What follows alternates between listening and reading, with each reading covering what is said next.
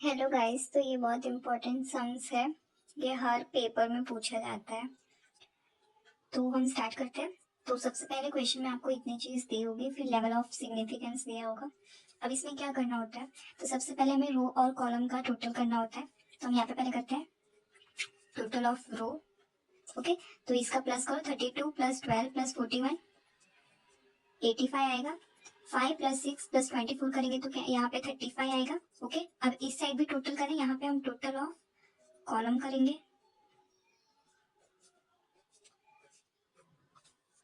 तो 32 प्लस 5 करेंगे तो यहाँ पे कितना आएगा 37।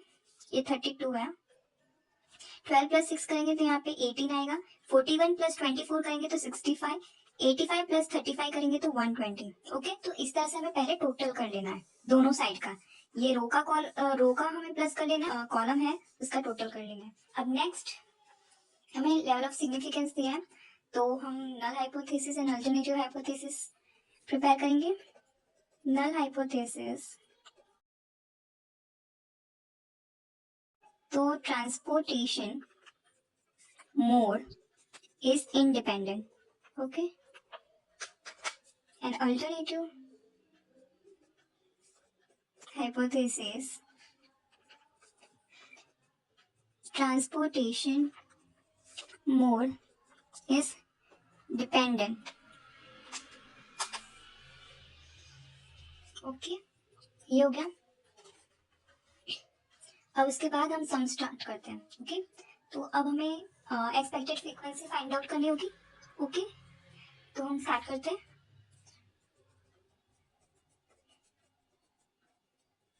ओके, तो देखो E11 आप कोई भी नंबर दे सकते हैं, यहाँ पे 11 का सीक्वेंस वाइज। ओके, तो यहाँ पे 11 दिया है। फॉर्मूला आपको बस इतना करना है कि 85 multiply by 37 divide by total. Okay, 85 multiply by 37 divide by 120। 85 पहले टोटल ऑफ रो, फिर टोटल ऑफ कॉलम, एंड उसके बाद दोनों का टोटल 120। टोटल आएगा 26.21। अब देखो सेकंड में कैसे करना है,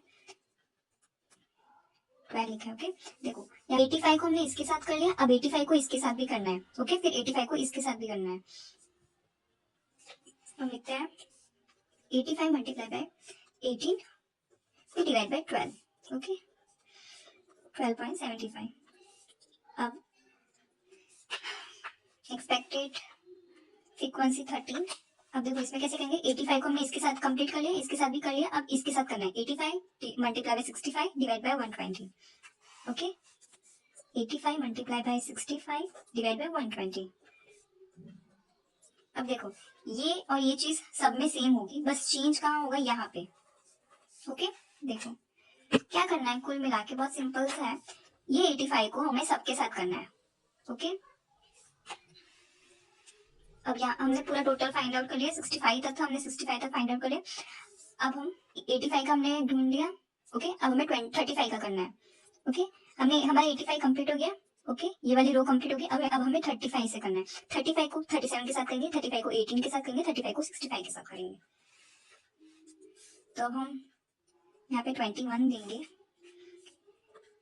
बिकॉज ये दूसरा है तो हम 21 देंगे यहाँ पे। तो 35 मल्टीप्लाई बाय 37 डिवाइड बाय 120। जैसे मैंने कहा था, ये 35 को अब वापस 37 के साथ मल्टीप्लाई करेंगे, फिर डिवाइड बाय 120। और नेक्स्ट में 35 को 18 के साथ करेंगे, फिर डिवाइड बाय 120। फिर 35 को 65 के साथ करेंगे, डिवाइड बाय 120। ओके, कुल मिला के हमें इस टोटल के साथ खेलना है। तो इसका टोटल आएगा 10.79। ओके, अब हम वापस करते हैं 35 को 18 के साथ 120, 5.25, 35 डिवाइड बाय 65, 18.6, 96। ओके, यहाँ तक हो गया कंप्लीट। अब इसके बाद हमें क्या फाइंड आउट करना है। ओके, अब हमने जो फाइंड आउट किया है, सबसे पहले हम फ्रीक्वेंसी लिख देते हैं। अब टेबल प्रिपेयर होगा, तो हम सबसे पहले यहाँ पे फ्रीक्वेंसी लिख देते हैं, FO। देखो फ्रीक्वेंसी जो हमें क्वेश्चन में दिया था 32, 5, 12, 6, ये सब जो दिया है, ये हमारी फ्रीक्वेंसी हम लिख देते हैं 32, 12। ओके, इस सीक्वेंस से जाना गाइस, यहाँ से फिर यहाँ तक, फिर 41, 5, 6, 24। ओके, इतना ही हमें दिया था क्वेश्चन में।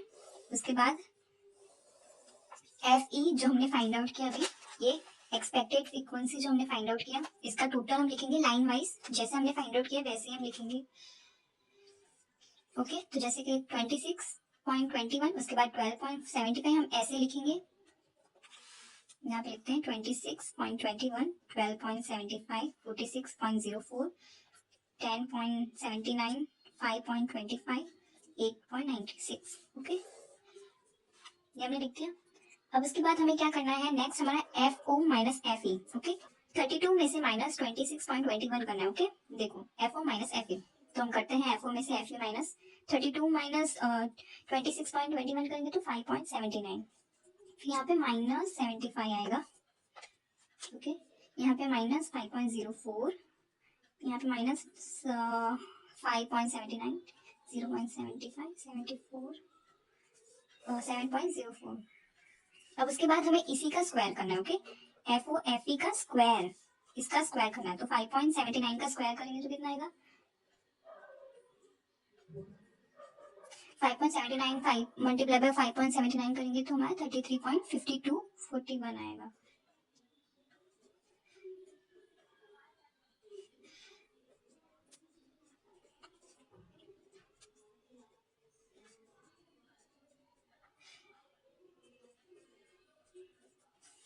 ये हमारा कंप्लीट हो गया। अब उसके बाद हमें करना है एफ ओ एफ ई का square divide by F E के साथ हमें डिवाइड करना है।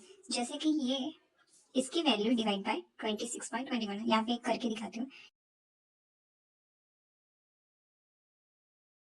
डिवाइड बाय 26.21 हम करेंगे तो हमारा आंसर आएगा 1.279। ओके,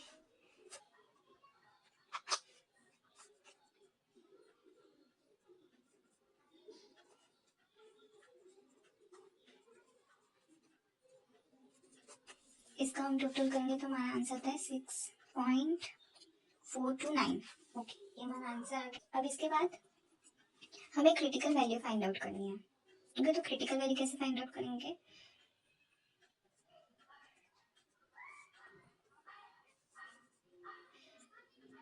तो देखो क्रिटिकल वैल्यू की फॉर्मूला जो है, ये level of significance row -1 column -1। Okay, तो लेवल ऑफ सिग्निफिकेंस हमें दिया है 0.05। ओके, अब रो हमारे पास कितनी है, काउंट करो रो कितनी है हमारे पास, ये होता है रो और ये होता है कॉलम। ओके, तो रो हमारे पास देख सकते हैं हम दो ही रो है, और कॉलम हमारे पास कितना है, 3 है। देखो 1 2 3, 3 कॉलम है, रो 2 ही है, तो हम वैसे ही करेंगे। तो हमारे पास रो कितना है, 2 - 1, कॉलम कितना है, 3 - 1। ओके, 0.05, यहाँ पे 1 आ जाएगा और यहाँ पे 2 आ जाएगा। ओके, इनका 2 हम यहाँ पे 0.05, यहाँ पे 2 बचेगा। तो अब हम ये टेबल में देखेंगे, टेबल वैल्यू में, तो जैसे ये हमारी टेबल है तो हमारा क्या आंसर आया था, 0.5 और 2 आया था। तो फिर देखेंगे हम, ये 2 की लाइन में 0.05, ये रहा हमारा, ये देखो 2 की लाइन में हम देखेंगे तो हमारा आंसर आ रहा है 5.9915, 5.9915। ओके, ये आ गया हमारा आंसर। अब देखो ये हमारा था क्रिटिकल वैल्यू थी, तो अब यहाँ पे मैं लिखती हूँ जो हमारा 6 पॉइंट, जो हमने टी वैल्यू जो आगे फाइंड आउट किया था, ये रहा। Okay, 6.429 is greater than critical value. Okay, 5.9915. So we reject null hypothesis. Okay, अगर ये वैल्यू ज्यादा आती तो हम रिजेक्ट नहीं करते, बट ये कम आई है तो हम रिजेक्ट करेंगे। इस वैल्यू से ये कम आई है, ओके, तो हम क्या कर रहे हैं, रिजेक्ट कर रहे हैं।